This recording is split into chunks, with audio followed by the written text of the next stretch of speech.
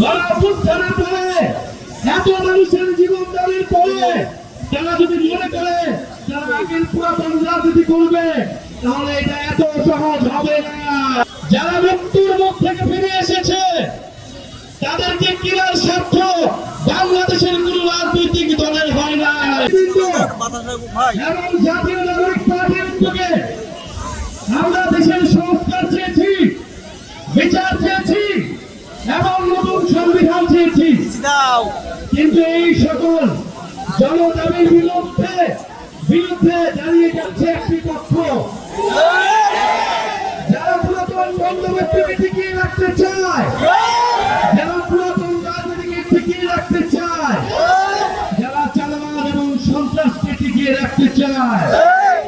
কিন্তু আমরা বলেছি গণঅভ্যুত্থানের পরে এত মানুষের জীবনদানের পরে তারা যদি মনে করে তারা আগের পুরাতন রাজনীতি করবে, তাহলে এটা এত সহজ হবে না। গণঅভ্যুত্থানের শক্তি এখনো মাঠে আছে, এখনো তাদের গর্জন রয়েছে।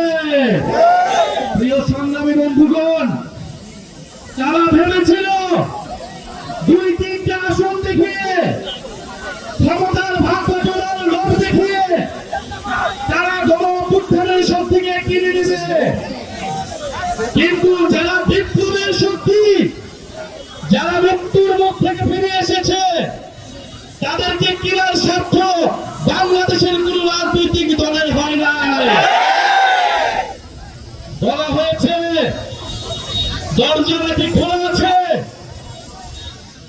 আমরা বলেছি 5ই আগস্ট দরজা আমরা খুলে দিয়েছিলাম।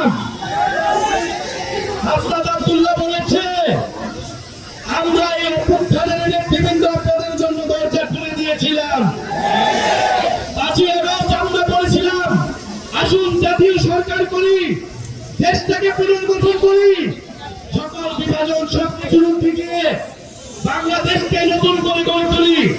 কিন্তু তারা আমাদের সেই প্রস্তাবে সাড়া দেয়নি।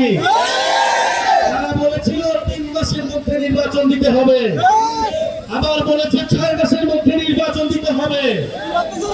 ক্ষমতার ভাগ বাটোয়ারা ছাড়া দেশ সংস্কারের কোন বিষয়ে তাদের কোন সমর্থন পাওয়া যায়নি। আমরা বলেছিলাম আমরা দেশের ভিতরে শত্রু তৈরি করতে চাই না,